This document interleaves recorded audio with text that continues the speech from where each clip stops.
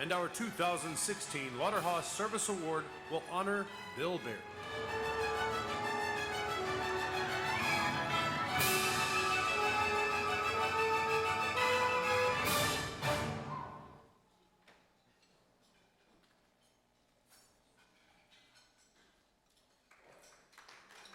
Our first presentation of the night is the George Lauterhouse Service Award.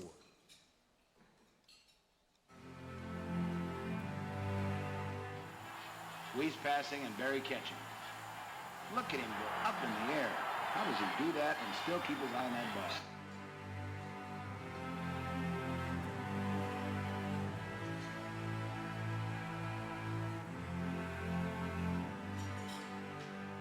First time I met him was really right before we started practicing in about 1970. He was a natural, well-raised gentleman. I was a linebacker. He was I guess we would call him a split end or a wideout. Bill was a team guy.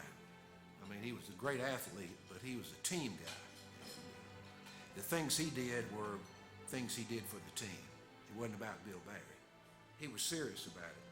And that's not to say he couldn't smile and be a great guy, but and he was, but he was serious about doing what he could because he had a penchant for playing. He wanted to get out there on the field, and he got to do that too. He had the kind of work ethic he needed to have to get out there. Bobby Knight cracks for 1 yard, and here's another pass to Berry with those great hands of his. We cover 6 plays, 47 yards, touchdown. Look at that catch. He was always thinking about ways to improve things, way to make things better. He was always thinking of ways to make the M Club better, to get more people to come back and participate as M Club alumni. He was always thinking about ways to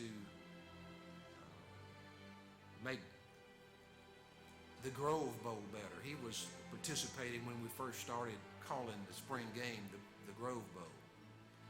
You know, you can be a chief and you can be an Indian. And Bill was a little bit of both. He didn't mind being the guy that had to do the work, but he also didn't mind leading. Bill knew for sure 2 years ago that he would be serving as president of the M Club. And he so looked forward to the position of leading the M Club. Bill was so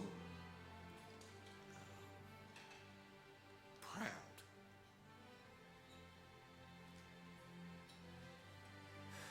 that he was going to be the president of the M Club. That might not mean something to some people, but to Bill, it was a pinnacle. It was something that he really wanted to do. He didn't quite get to do it.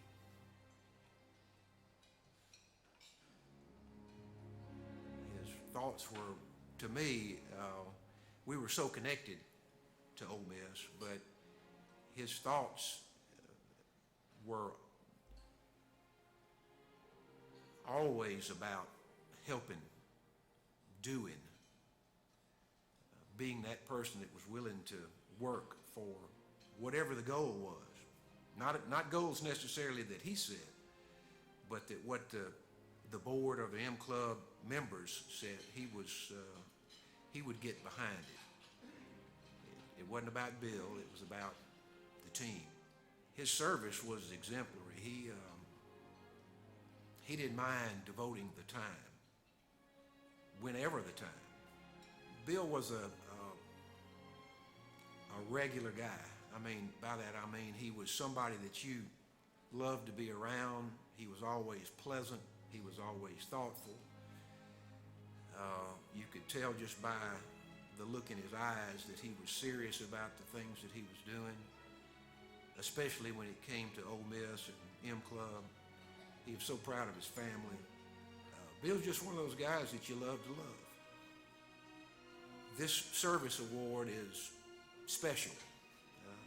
It's named after a special person, George Lauterhouse, who really poured his heart into the M Club, into Ole Miss.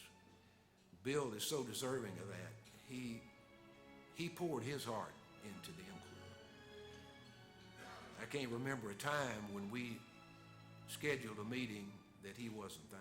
And I can't ever remember a time where he dropped the ball on some assignment or some work that he volunteered for. If Bill Barry said he was going to do it, it was going to get done. You could depend on it. And I'm so proud for Bill Barry and his family.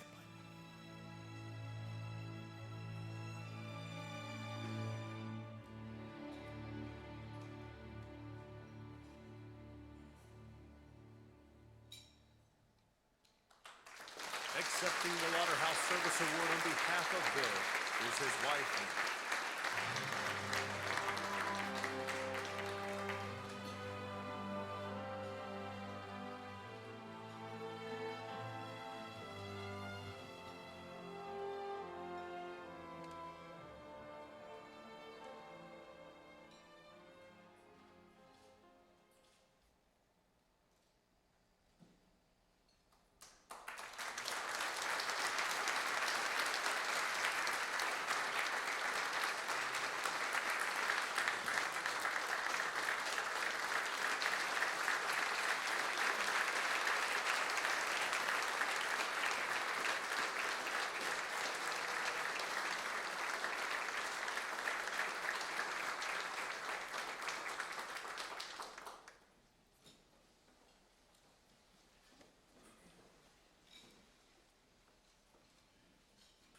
Ladies and gentlemen, our first Hall of Fame inductee of the night is Clarence Daniel.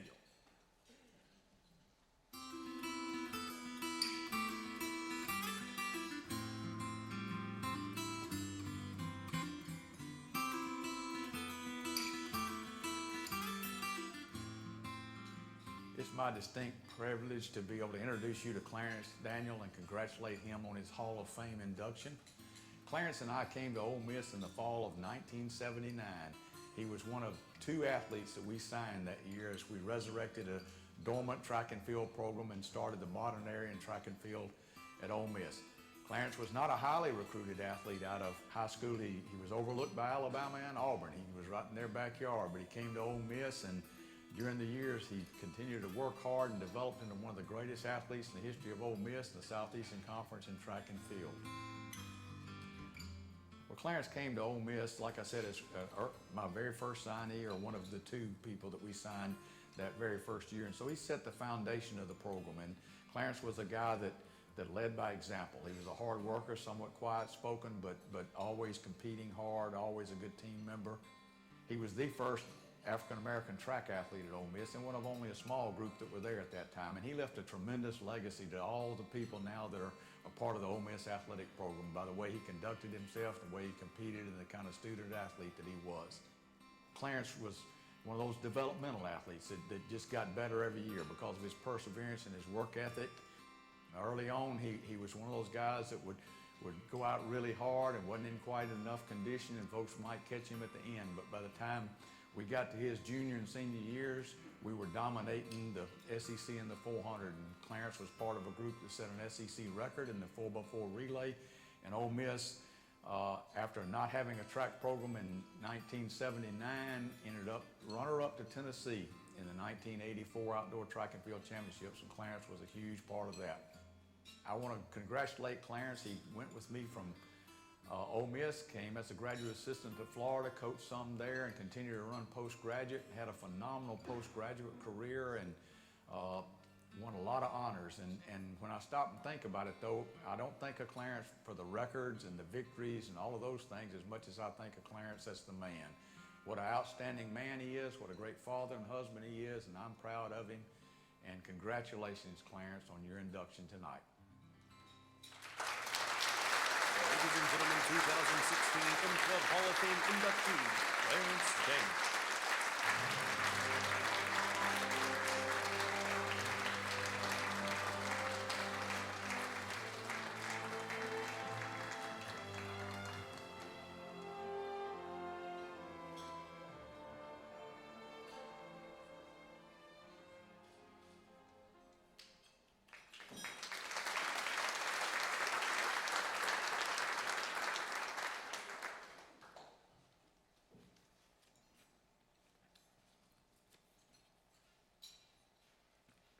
I've been this nervous since the last time I ran at 400 meters.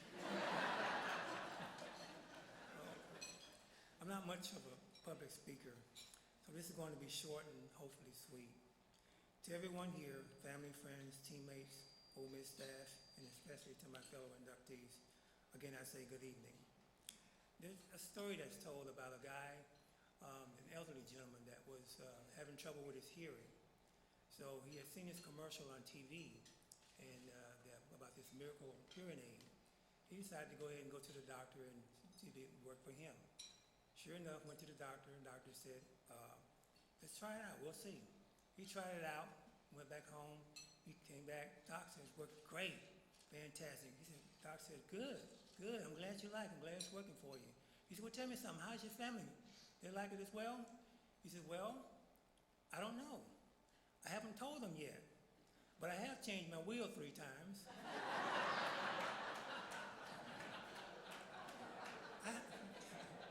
I have to admit, while growing up in a small town, namely Alexander City, Alabama, there were no childhood dreams of going off to college to further my education. There were no dreams of being an SEC champion. There were no dreams of becoming an NCAA All-American. There were no dreams of making numerous USA national teams and traveling all over the world. There were no dreams of breaking world records, and there were definitely no dreams of qualifying for 3 Olympic trials and making an Olympic team. Yet, with the exception of becoming an Olympian, all of these accomplishments were achieved. It's been said that no man is an island on his own, and in my life, I found this to be so true. So I just basically like to thank a few people that have come along with me and that were part of this incredible journey. Obviously, there's not enough time to name everyone, so to those that are not mentioned tonight, please charge it to my head and not my heart. First, of course, is my family and my mother and my brother Jesse, both of which passed away a few years back, but I'm sure they're looking down from heaven with a big smile on their face. My remaining brothers, Louis, Bobby, Johnny, Arthur, and Tony, as well as my only sister Joanne, all of which faithfully supported me over the years. Many times due to the distance they couldn't travel to meet, but whenever a meet happened to be on TV, they would proudly support their younger brother. Then I would like to thank my teammates, in which a couple who are actually here today. First, starting in high school, my friend Andre Jackson, who's not only my high school track teammate, but also my teammate in basketball, as well as my best man in my wedding. Andre, can you please stand? Thank you. And then one of my college teammates, Perry College, who is here today. As I mentioned, Coach Walker mentioned there was a member of the 4x400 relay team that was the championship back in 1984. Perry, could you please stand? Briefly mentioned Wally Bumpers and Melvin Dean, who was, of course, on that relay team as well. The other person that Coach Walker mentioned during the video was Don Harrison. Don was a big shot putter guy, and he and I came in at the same time. And I was just a little scrawny guy from a small town. But when I got to know Don, he was a gentle giant. So I didn't have to worry about getting in trouble, because I always had Don Harrison who had my back. I didn't have to worry about that at all. And of course, I'd like to mention my Coach Walker. Coach Walker was, growing up, you notice I didn't mention my dad. My dad passed away when I was a very young age, so I didn't really get to know him. But Coach Walker was a father figure as well as a coach and a mentor in my life. And Coach, I just want to say thank you for that. And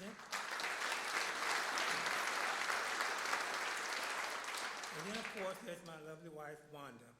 Wanda, could you please stand?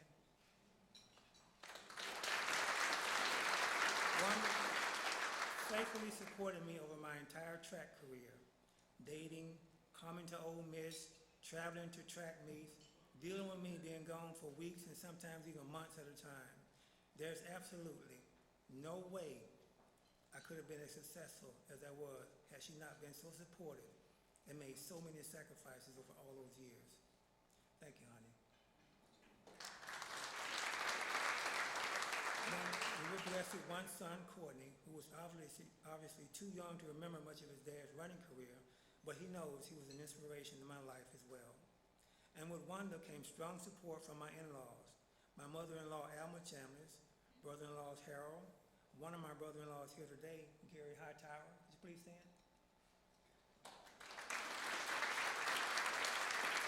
And his wife, Cynthia, would you please stand?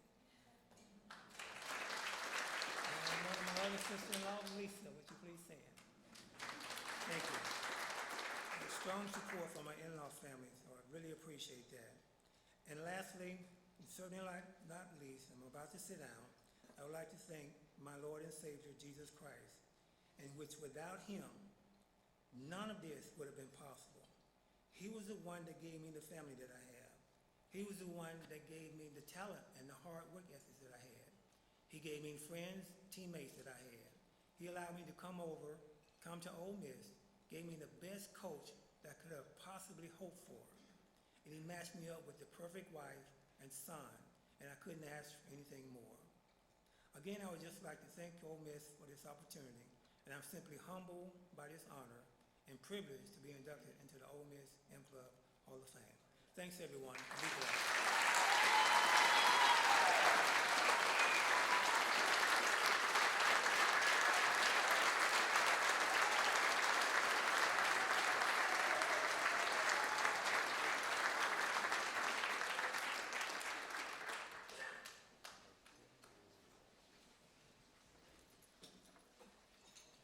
Our next inductee is Stephen Head.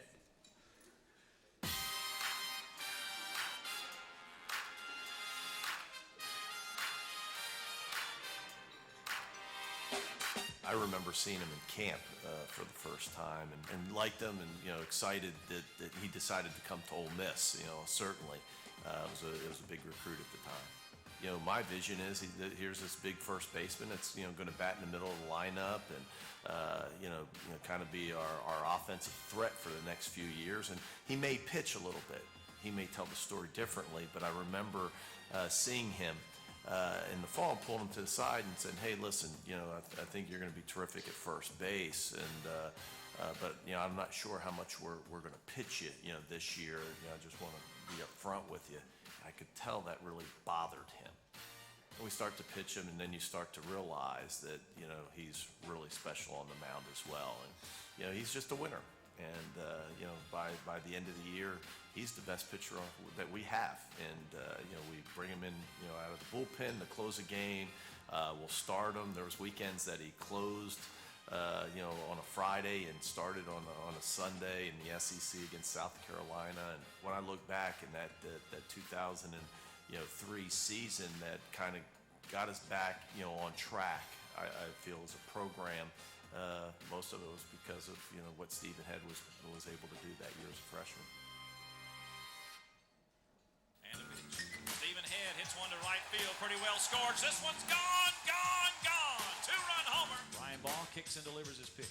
Swung on, hit to right center field. That one is smoked. In the gap, is it over? It's gone. We're tied at 3-3. Solo shot for Stephen Head. That was a rocket. Wow. SEC freshman of the year, national freshman of the year, played on the USA, national team, and he comes back as a sophomore. And we always let the players in the fall, at the end of the fall, select the captains. I don't know if it was unanimous, but probably as close as you could be, where Stephen Head was elected captain as a sophomore, which was kind of shocking in a way for me. Not that he didn't deserve it, but I don't. In my history as a coach at LSU, at McNeese, Northwestern State, and now at Ole Miss, I don't think we've ever had a sophomore. Shows you what they thought about Stephen Head. And so he was selected as a captain as a sophomore, and you could tell he was just a difference maker on the field for us. And it didn't matter, and I think that's one of the things that made Stephen special. Great player, but he was just a winner. If you needed a hit, he got it. If you needed somebody to come out of the bullpen and shut him down, and he seemed to be able to do it often. And I think that's what separates the great athletes is, they're great in the big moments, and certainly that was Stephen Head. One of the special moments for me as a coach, people talk about the 2014 team getting to the College World Series, and and obviously, as a coach, that's my biggest moment. But how fitting that when the final out's made, and I didn't really get it until afterwards, but after the final out's made, the two guys that come up and hug me, and I don't even see them, they grab me from behind, are Stephen Head and Jordan Henry, you know, two of our all-time greats. And for Stephen Head to be in the dugout, to be a part of that moment, of us, you know, finally getting to the College World Series. How fitting, maybe, you know, the greatest baseball player in Ole Miss history is actually in the dugout when we get back to the College World Series.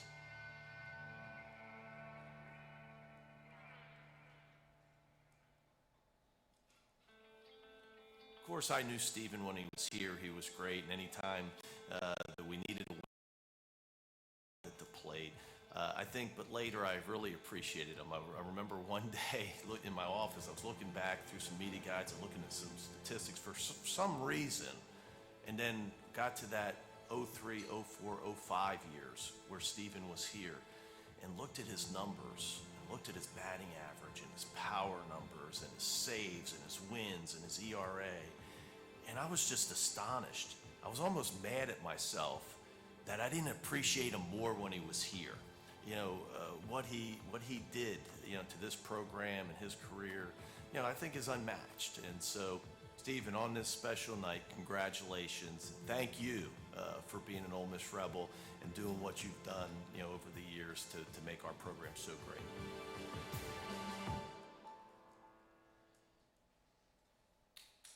Ladies and gentlemen, 2016 M-Club Hall of Fame inductee, Stephen Head.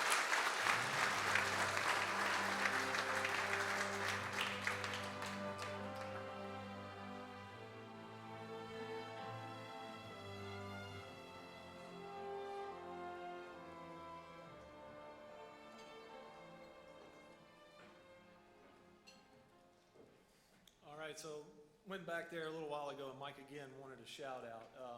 I'm actually amazed, Mike, if you can hear me, that you found that much footage. That was really cool, and Coach Bianco, thank you for the kind words. Clay, first I just want to say you undersold this thing. You didn't tell me it would be like this. This is phenomenal. All the former athletes, the current M Club Hall of Fame, and some of the people sitting in this room that I've gotten to know when I came back as a coach, Ross and Stephen Ponder and Keith Carter, and there's quite a bit of you guys in here. I mean, this event is top notch and first class. So thank you, Clay. Appreciate it. He also told me to be short and sweet. So, but no, for anybody that doesn't know, I grew up in a little town just outside Jackson, Mississippi called Raymond. And, you know, I grew up, I think it's somewhat well known, at least among the baseball guys, as a little bit of an MSU baseball fan, Mississippi State guy. And, you know, I just didn't know that much about Ole Miss baseball at the time. And Coach Bianco referenced it in the video, but I got invited to a camp, and I came up here, and I believe then those camps were like early December. So you can imagine with the grove and the trees and Faulkner's Woods, I mean, they were just all just different colors of orange and red, and it was just gorgeous. And I remember walking through the gates of the stadium that Friday night for the baseball camp, and literally had been here for, you know, on campus for 10 minutes, and I remember thinking, this is the place I'm going to go to school. And, you know, I didn't tell Coach Bianco that. I tried to juice him up for the scholarship offer, things like that. But I knew in my heart of hearts that this was the place that I was ultimately going to end up at, and I'm sure glad that I did. You know, there's a lot of special people that I got to meet along the journey here, and some of them were able to attend tonight. You know, one of my college roommates, John Morgan Mims, was here, and you know, just to see guys and to see people that you haven't seen in years and that you just wish you could keep up with more and more. It sure is special to see them tonight. I want to thank my mom and dad for just letting me play sports all the time. And, you know, my dad, you know, he didn't play baseball coming up, but he was a little bit of an athlete. But he would throw me batting practice, and we had a lab that would run all the balls down for us and bring them back. And that's how I learned to hit. And so I want to say thank you to my mom and dad. Of course, my sister's over there. You had nothing to do with my baseball career, but I still love you. You know, Ole Miss is a special place for me, not only for the baseball and some of the great things that I was able to do, like you saw in the video, Team USA and represent our country, you know, overseas in the Pan American Games, and to play against the world's best, and to be a part of something that was built here that hadn't been done yet in Ole Miss baseball. And, 16 years ago, a man named Mike Bianco showed up, and what he's done for this program and just the university and baseball in general is phenomenal. I mean, he develops great baseball players, but he develops better men, and that's one thing that every guy can say that leaves this program is that they leave it a better man. And so, Coach, thank you very much for that.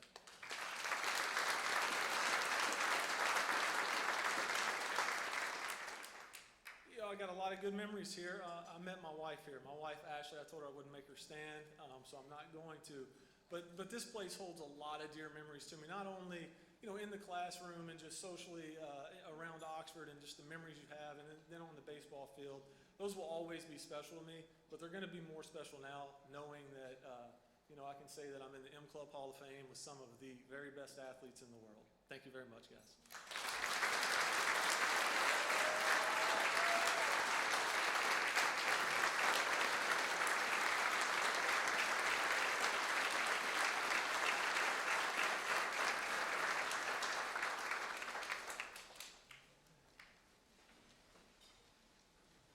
Our next inductee is Brad Henderson. Brad Henderson, 388 on the year.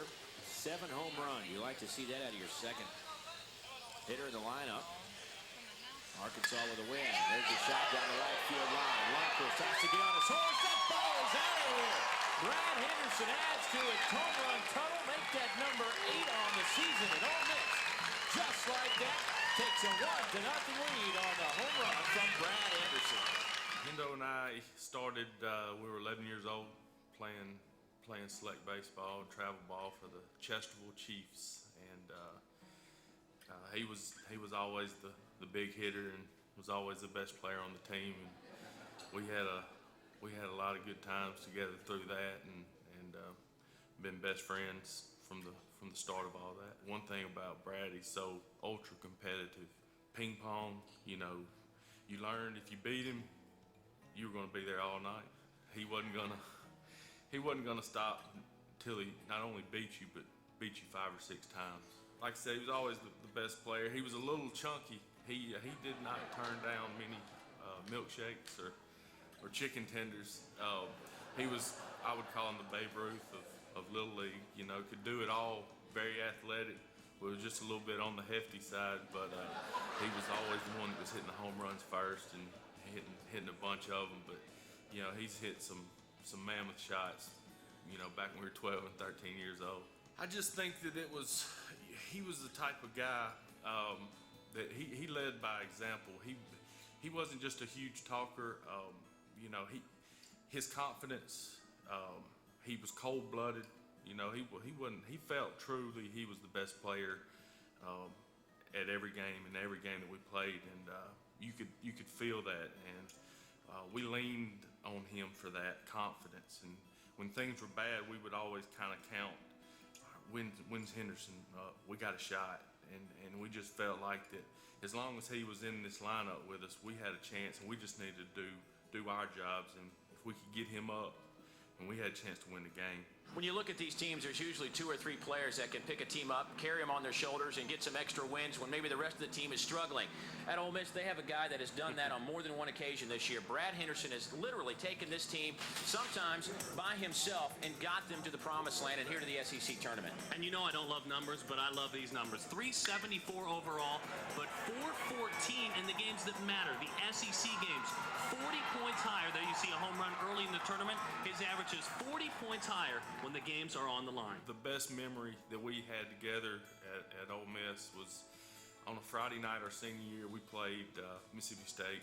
Mississippi State carried a 1-0 lead into the 8th, and Henderson at the time was leading off, and I was hitting second, and Bernie Hutchinson, who's also from Tupelo, was batting third. So we got the opportunity in the 8th, and Brad stepped up like he's done so many times, leads off with a base hit. We were facing a kid that Brad and I had grown up since we were 11 years old, facing from South Haven, a guy named Kevin Donovan. He's a lefty, and I was a lefty, and very minimal success against him. But when they brought him in, Coach Harrison asked Brad and I, "How do you feel about this, Alex?" And before I could say anything, Brad said, "He kills him, Coach. He's been killing him all his life." we're walking to home plate, and I look at Brad, I'm like, man, I've never gotten a hit off this guy. I said, well, it's time. You're due. Luckily, the guy steps up with all his success, throws me 4 straight balls.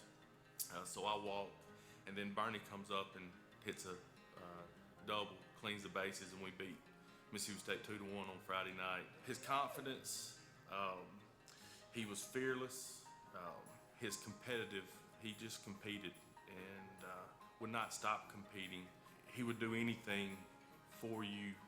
He believed in you as a result of his confidence, and he just felt like that you could do more, and he believed you would. And nobody was more surprised when he or one of his teammates did not succeed than he was. And he fought for you, and it brought out the best. With all due respect to the Hall of Famers that are already in my opinion, this whole thing wasn't legit until Brad Henderson got in. He's all-time hit king at Ole Miss. He set the standard for the success that Ole Miss has sustained throughout the years, and I'm just proud to be a small part of it, and it was just a hell of a ride to experience, and congratulations, Brad. I love you, and I'm proud of you. Ladies and gentlemen, 2016 In Club Hall of Fame inductee, Brad Henderson.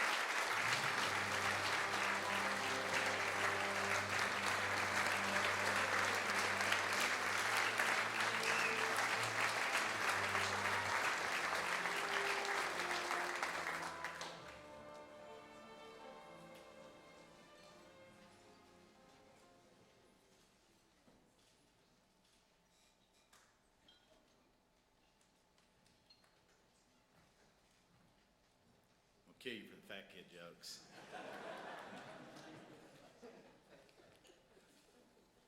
Well, I don't know how to follow up Clarence and Stephen. That's I didn't put near as much thought or effort into my. But I did jot down a few things, and more or less, it was just a list of thank yous. On behalf of my wife Shan and my daughter, we are honored to be here tonight. I don't know, as a senior in high school, if you could have ever told me that I'd be standing here today. I'll go into that in a little while, but to my mom, thank you.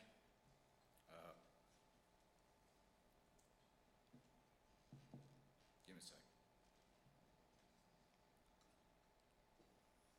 There's a lot of weekends, nights, you gave up for me, and my sister as well. You didn't have to. To my dad, same thing, my hero. My dad was a baseball coach at Starkville High when I was born.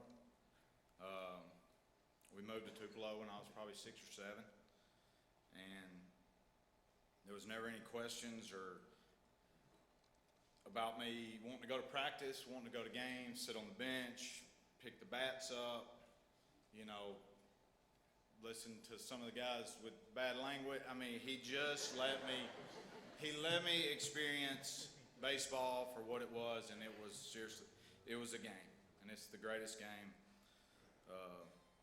I've ever played.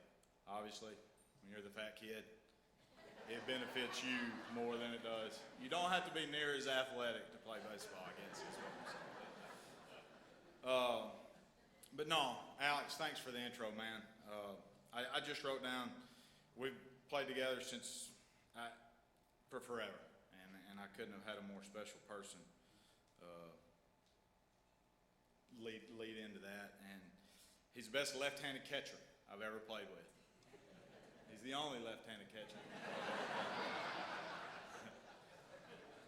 But there's not a guy in this room that would be more gritty, dirty after a game than that dude right there. And I wouldn't be standing here today if it wasn't for him either. So my high school friends and teammates, some of them are here tonight, supported us, went to Tupelo High. It's a great baseball school. Larry Harmon, Ken Smith were my coaches, and you're talking about two godly men that did it the right way. They made you respect the game, and that meant a lot to me. And then obviously I got to play some summer Legion ball with Coach Ezell and Coach Fleming, and they kept it fun. We traveled quite a bit doing that, which the exposure was probably nice too. But it really hit me yesterday what tonight was all about. I didn't know what to expect. I had a friend of ours, I coached baseball at one point at Arkansas State with Keith Kessinger, who was an assistant here that I played for. And our radio guy there now does a sports talk radio there in Jonesboro where we reside. And his name's Brad Bobo. And Bobo called me yesterday and said, do you mind coming on the radio for a little while? I know you're going in this weekend at Ole Miss. And I said, no, that's fine. And we talked for 10 or 15 minutes on the radio show, and it hit me because he asked me, when did you decide to go to Ole Miss? I told you I was born in Starkville, okay? Mom and Dad were dogs, okay? So naturally, 18 years of my life, we had a lot of maroon in the house. A month before my freshman year in college, I got a call from DK, Don Kessinger, who was the head coach at the time. I'd never gone on a college visit, not one. I was not recruited by anybody other than I had one local junior college offer. And DK called me up. They had a kid named Chris Haas that they had committed, a kid from Paducah, Kentucky. We used to play against him in the Legion. Kid was an absolute stud. Corner guy, left-handed hitter, great player. Cardinals took him the second pick of the draft. It opened the door for me. The Lord works in mysterious ways, because I wouldn't be standing here today had that not happened. Don Kessinger called me over. I think Mom went with me. Dad may have gone. It was the first time I'd ever been to the Ole Miss baseball field. I'd come over to some basketball games with Alex, but other than that, I knew nothing about Ole Miss. Other than at the time, I didn't like them. But that day, Coach Kessinger said, "I want you to be a Rebel." And that day, we all became Rebels. And the greatest thing that's ever happened to me. Because not only on the field, yeah, the on the field stuff's great. I mean, no one's going to argue that. But from the experiences and the people that you come across at this university, I couldn't trade it for anything. The friends I have, the friends I've met, they'll be friends for life. The teammates I had, they'll be friends for life. And nobody can ever take that away from me. I am going to tell one funny story, though. My freshman year, I lived with George Lauderhaus's son, Chris. And he was showing me around. Chris was obviously an Ole Miss guy. We lived in Kennard, which was the dorm at the time that the athletes stayed in. And man, I was giddy, you know, here I was, SEC, Ole Miss. I mean, this couldn't be any better for me. And man, we're walking down to get our shots, get our physical or whatever down the hill, and I see Keith Carter, Michael White, Hunter Carpenter, and Jason Smith. We introduced ourselves, and we said, "Man, we saw y'all up at Kennard, and we just want to introduce ourselves." We said, "What sport do y'all play?" And they're like, "Man, we're freshmen, we play basketball." I told Lauderhaus on the way back up to Kennard, I said, "Boy, we are going to suck in basketball."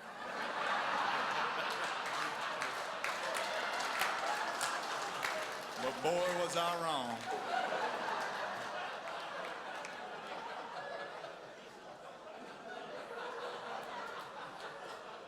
But those are the memories I'll take with me. Without a doubt. Without a doubt. You know, I'll always cherish those memories, you know, with people like Keith. We don't get to visit near as much anymore as we used to. But that's what I'll always remember about Ole Miss. Now, I do want to say, as a sophomore, Coach Harrison came in with his staff, and I've got to give kudos to them because I was a very average player my freshman year. hit around 250, didn't play a whole lot, 1 home run. I mean, and I remember he had an assistant who was pretty tough, and he told me I better get a lot better, or I was probably going to go back to that junior college that had offered me a scholarship. And it challenged me. It was great. They shipped me off to summer ball, wooden bat league, and I figured some stuff out. When I got back, Coach Harrison had become the new head coach here, and I remember going into that fall, still kind of nervous, coming off a pretty shaky freshman year, and he changed some things up mechanically with me, but he told me, he said, Brad, it takes 6 weeks to change a good habit to change a habit, good or bad. He said, just trust the process. And I did, and I'll never forget it. I bet I didn't hit 150 in fall ball that year. Struggled. Very first game of the year, my second bat, I hit a home run, and it never ended after that. It was just, in baseball, when your confidence gets going, it's lights out. So I've got to give them a lot of credit. Like I said, Keith Kessinger was on that staff. My freshman year, I played third. They figured out I couldn't throw the ball to first base. So then my sophomore year, they moved me to first. Realized we can probably get a lot better player at first. So then they moved me to second for my junior and senior year. And finally, I just told Keith, I said, look, I know in your meetings, with the coaches' meetings, they say, where can we stick him today? And pray he knocks in more runs than he gives up. And it is the truth. But like I said, I wouldn't trade it for the world. We are rebels. Our whole family are rebels. We love it. This university has given me more than I could ever give back to it. And I want to say thank you to the university. I want to say thank you to the athletic department. I want to say thank you to the M Club. God bless.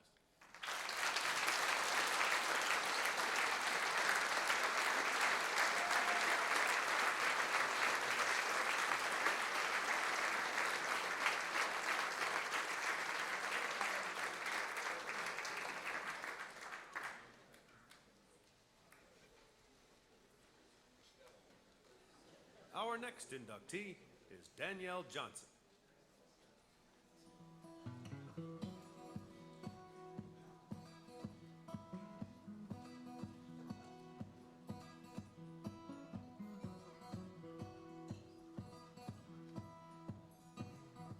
My first impressions of Dee were very good. She was a very strong athlete, good on the ball. I thought, this kid can help us.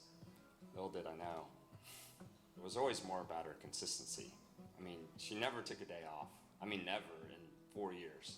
Every practice, every game, every drill, every rep, she always gave her best, and that's extremely hard to find. To me, Dee was the standard for all players in terms of how you should train, how you should act, how you should carry yourself. Never had to coach her effort because she always gave everything she had. Dee brings leadership, work ethic, positive attitude every day, always put the team first. I mean, I think she was a player that all players, younger and older, could always look up to. Well, here you have a phenomenal soccer player, an amazing leader, and someone with an unparalleled work ethic. And with all that said, I think her defining quality is her character. I mean, she's a player that everybody who knows her loves her. I guess the best compliment I can pay her is to say that if my 11-year-old daughter grows up to be just like Dee, I'll know that I've done a great job as a father. Hey Dee, first of all, you look great. As you can probably tell, I'm extremely proud of you and all that you've accomplished. It's truly been an honor to coach you, and it's a privilege to be your friend.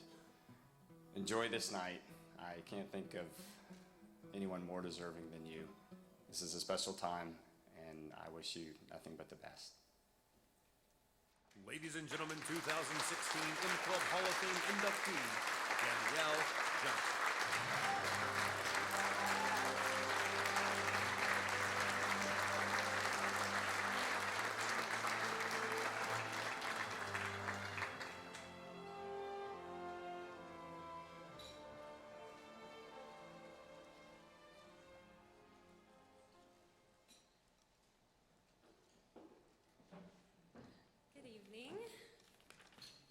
Just like Mr. Daniels, am very nervous. I'd first like to congratulate all of my other inductees. It's an honor to be a part of this group. You're truly special in every way. And I'd also like to thank Clay just for all the effort that you've put into it and every other member of the M Club who has made this possible. Never in a million years did I think that I would be standing up here on this podium accepting an award in front of all of you, and I just feel like someone should pinch me so I can wake up. As I sat down to write this speech, I started to think of my journey and just all those who contributed to my success. And as you can imagine, I was very overwhelmed, and so I just want to point out just a few who've left their imprint on me. The first time I kicked a soccer ball was at the age of 5. And I got into soccer because my older brother started to play, and as all those who have older siblings, whatever they do, you want to do. And so I joined a team because I wanted to be just like him. So thank you, Brett, for introducing me to the sport that I love, but also for teaching me how to compete and play hard. I look back at our childhood and realize what a privilege it was to have you as an older brother. The time that we spent together, I will always cherish. I love you, and the laughter that we shared is just priceless, so thank you. As I grew older, I had 2 club coaches who left a huge impact on me. They couldn't be here today, but Willie Davis and Marvin Smith both pushed me to my physical and mental limits. They taught me the technical and tactical aspects of the game, but also taught me teamwork and how to work together, and they just encouraged me to give my best, and I wouldn't be where I am today without them. After club, I made the commitment to attend Ole Miss, and what an amazing decision that turned out to be. Steve Holman, who you heard, recruited me and coached me for 4 years, and I will always refer to him as coach, and I just want to thank him for believing in me since day one, and just seeing the potential in me and the greatness that he knew that I could reach. Also, I want to thank Dan Blank. He was one of the assistants as I was here, and Dan brought joy and passion to every training session and every game. And what made Dan so special is that he made us believe that we could be great, and that it was always our time to make a statement and leave a legacy. And Dan has been a mentor to me on and off the field, and I just want to thank you and honor you for the selflessness that you've extended to me in my career.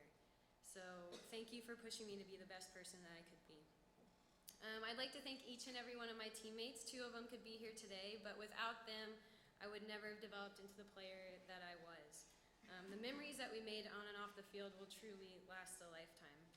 They became my family while I was here at school, and I'm blessed to have been called their teammates, and I learned so much from them, and I would not be receiving this award without every single one of them. Lastly, I'd like to thank my family for always supporting and believing in me. I'd like to thank my Aunt Cleo, who, outside of my parents, was one of my biggest supporters. She is truly amazing, and she always encouraged me to follow my heart and to dream big, and so I'm so thankful for you, and I love you. Mom and Dad, words cannot express the gratitude that is in my heart. I think back to all the hours of practices and games and traveling that was involved in my career, and you 2 were always there. You always believed in me, you always encouraged me, and you were always loving and supporting. I want to honor you for the love that you have shown me, and I can't think of 2 more beautiful people in this world. You showed me what it means to be a representation of Jesus, and I thank God every day that He has given me the both of you. So yeah, I am so thankful to be here, and my parents and my family and my friends, and Ole Miss has such a special place in my heart, and I wouldn't be here today without all those that I met along the way. So thank you very much.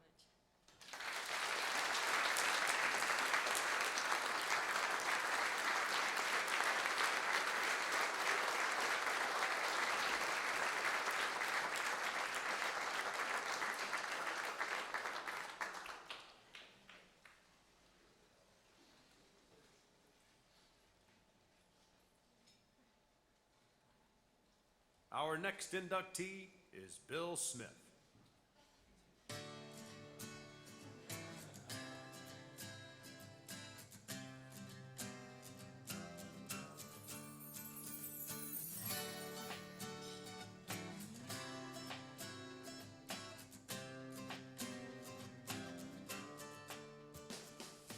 A lot of people remember Bill mainly as a punter.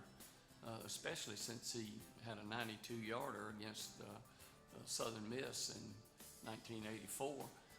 But as a freshman in '83, I saw him and I thought he was a linebacker. He was 6'3", 217, ran a 4.8 40, which just happens to be the average inside linebacker at the combine in the NFL. So he was as fast as a lot of the NFL guys. It was obvious the way he was built.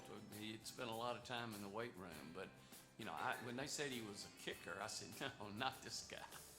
I just remember how dedicated he was to, you know, be the best punter he could be. He was religious in the weight room. I know Brian Owen was a lot smaller than Bill, but he taught Brian into getting involved with the weights. So they did that, and they used to go over to Sardis Lake, and Brian and Bill would go over there and run the dam, you know, knowing it should help their strengthen their legs, you know. And Brian was working on the weights, and Bill would just keep out kicking him. And so one day, Brian decided he'd go out kick him. Well, what happened? He pulled a groin muscle. So that ended the challenge, I think. As far as leg strength goes, I think that's a big factor in my punting, and flexibility is another part of weight training that I use. And it's just, combine the two together, and it's helped me out a whole lot.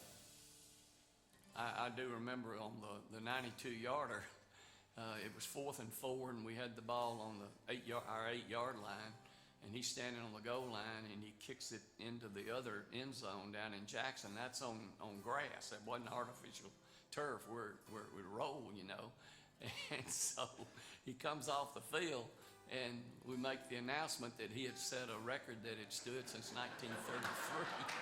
And Coach Brewer told the people in the press conference, and he was laughing when he said it. But he said, Bill came off the field, and I said, why didn't you kick it 91 yards so they'd have the ball on the 1-yard line? After his senior year, he held 4 NCAA and Ole Miss records, and even 30 years later, here again, he still holds the record for most consecutive games of a punt of 50 yards or more at 32. I mean, it's just amazing, you know, how strong he was and how consistent he was. And I think his fire was just to be the very best punter in the country that he could be.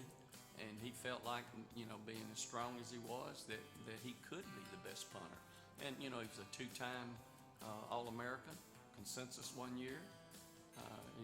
He was a team player. It was just a pleasure watching him punt. Well, I'd like to lead the nation in punting and be a consensus All-American at the end of the season. And, the main thing is, though, I need to contribute to the team as much as I can. And, you know, we're getting better every year. And I'd just like to be, you know, as much of a part of that as I could be. Bill, I just want to say, you know, how proud I am of you. I was proud of you when you were a player here.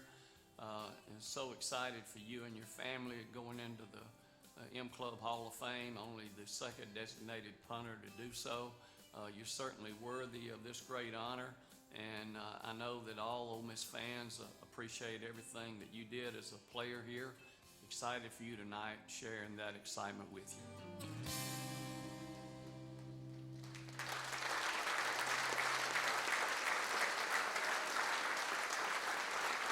Ladies and gentlemen, 2016 M Club Hall of Fame inductee, Bill Smith.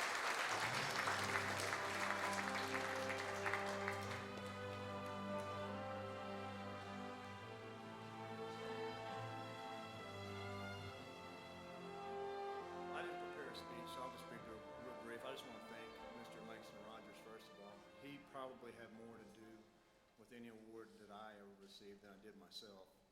He was excellent at what he did. Coach Brewer, my head coach, for putting up with me mainly.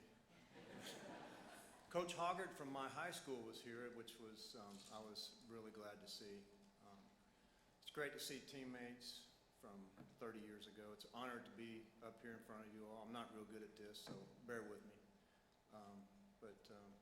The facilities, I actually got to see those today for the first time, and it's amazing the transformation that this program's made over the last 30 years. So. I want to thank Clay for having us down, my wife Melissa, son Everett, our friend Parker for having us down, and it's just a great honor to not only have played here, but to have a degree from here. So thank you all very much. I appreciate it.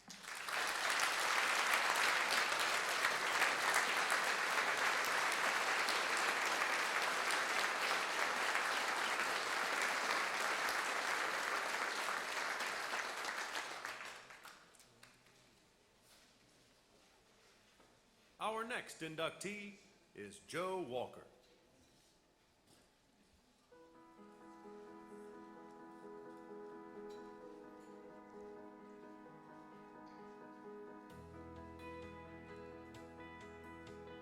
I first met Joe Walker in the fall of 1965. I was a sophomore football player, and we'd reported a couple of weeks early. Then when school started, the basketball players joined the campus there, and Joe was a part of the freshman basketball team that year. Well, I learned later on that Joe was the first recipient of the M Club Alumni Scholarship.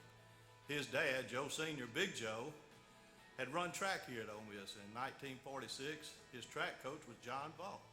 Joe was a great example for his son, Joe Jr., as to what a coach was supposed to be like, and most important of all, what manhood was to be about.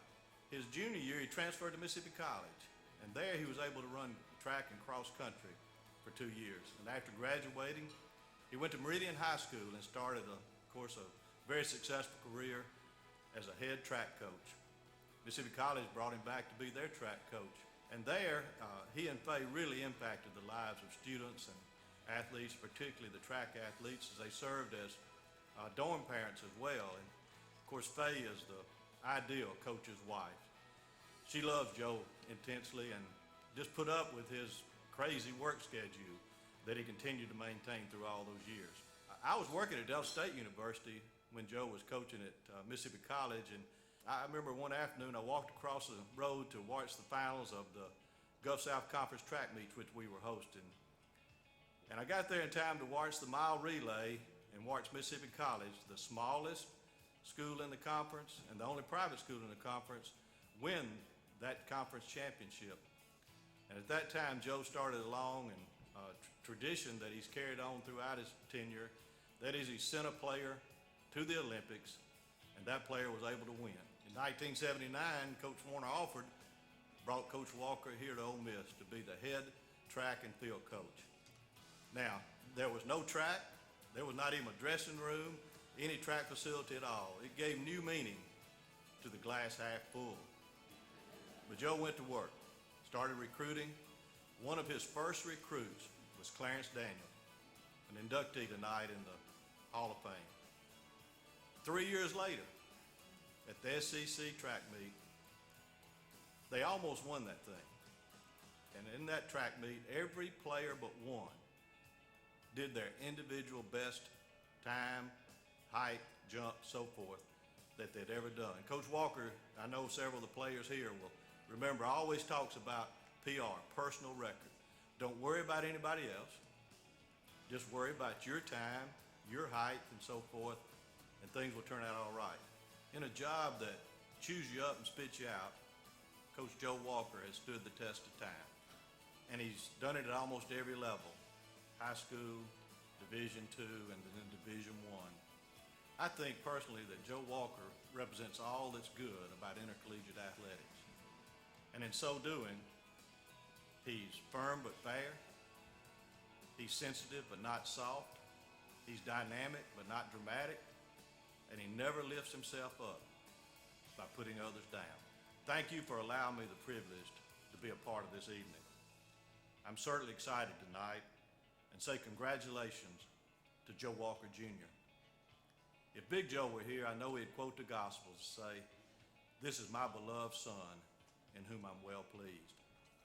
Coach Joe Walker, I'm sure all your former players join me in saying thank you for making track and field important here at Ole Miss. But thank you most of all for making me a better person. You're a Hall of Famer in every regard. Ladies and gentlemen, 2016 M Club Hall of Fame inductee, Joe Walker.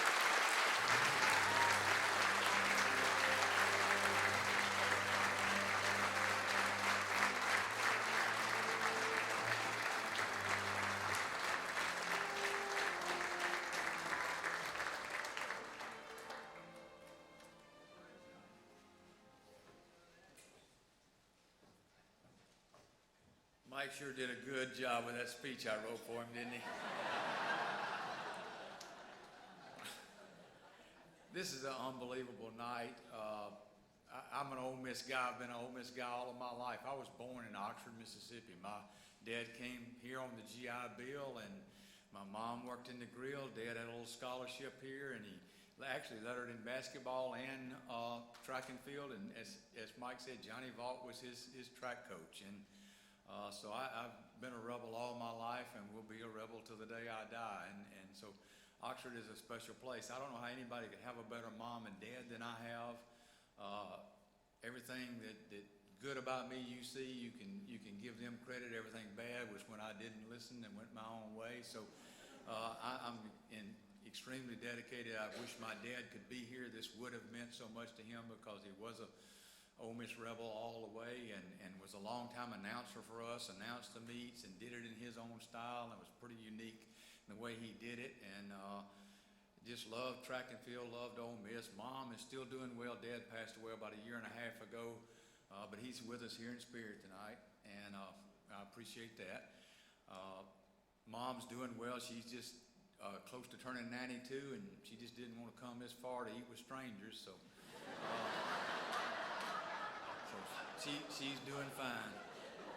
But Ole Miss, as I've said, is really special. Now, the unique thing I think about my role here tonight is all these other inductees are up here because of what they did. Really and truthfully, they're outstanding and were outstanding in what they did. I'm here because of what other people did. I haven't done anything outstanding in my life whatsoever, but I've had a lot of people that were associated with me do some great things. And I want to thank God, and you hear people say it, but I thank God for calling me to coach. I knew from age I was 10 years old that I wanted to coach. And I thank God for giving me that opportunity to spend my life and cross my paths with so many of the people that I've crossed here. And family starts first. Family is very important to me. I want my family to stand. My wife, Carolyn Fay, my oldest son, Joseph, his partner, Jennifer Noel, youngest son, Luke. It's tough being a coach's family, and particularly being a coach's wife. But I know of nobody that has a group that supports them and believes in them any more than my family does. And I genuinely appreciate it. And you've blessed me in so many ways. Each of my 3 sons are named after the 3 most important men in my life. Joseph is named after his granddad that we just mentioned. Brian is named after Uncle Lee. He's Brian Lee, but who was the next most influential man in my life. And then Luke was named after my grandfather, who, if nothing else, was a barber in Drew that cut Archie Manning's hair. So not a bad heritage there. I do want to thank Clay Cavett, Ole Miss, and everybody that's involved in this, and how much everybody has just been overboard to be so gracious. And I even mentioned Ole Miss being special, but my 3 sons all graduated from Ole Miss. So Joseph was a varsity athlete and a very good runner for me. Luke and Brian were both managers, so they're all in the M Club, and I'm not. So now I'm in the Hall of Fame, but Ole Miss is very, very important to me. A list would be too long to talk about the people. It really would be. I'd have to roll out a thing, and these things get long and old, and so, but everybody that has been important in my life, you know that. And one thing about it is you know it because I've told you that. I haven't waited for some type of time like this, but I am truly standing on other people's shoulders. Great athletes that God blessed me with. Other athletes that weren't great but just worked hard and inspired me daily with how they would pursue excellence and how they would go about their lives, and assistant coaches that were there, and then mentors and people. Every one of those people are who I'm standing on their shoulders, and I'm very much appreciative and would like to list everybody's name, but am not going to do that. I'm going to close with a little thing that I've kept over the years by John Wooden. He had a knack for writing poems, but he said, talent is God-given, be humble. He said, fame is man-given, be thankful. Conceit is self-given, be careful. So I promise you tonight that I am humble, I am thankful, and I am careful. God bless all of you, and thank you for this night.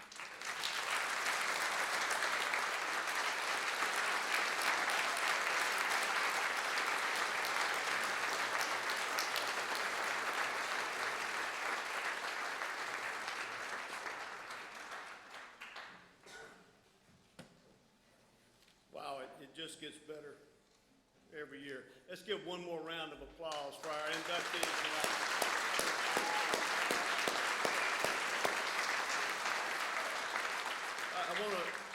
One person that I have missed was Elizabeth Tettleton. Elizabeth is part of the alumni staff that was responsible for setting all of this up, reservations, et cetera. Elizabeth, thank you very much for all your work.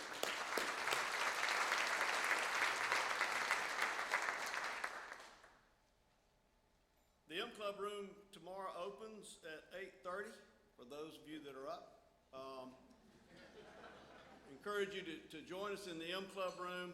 Kickoff's at 11 a.m. I want to thank everyone for attending, your attention tonight.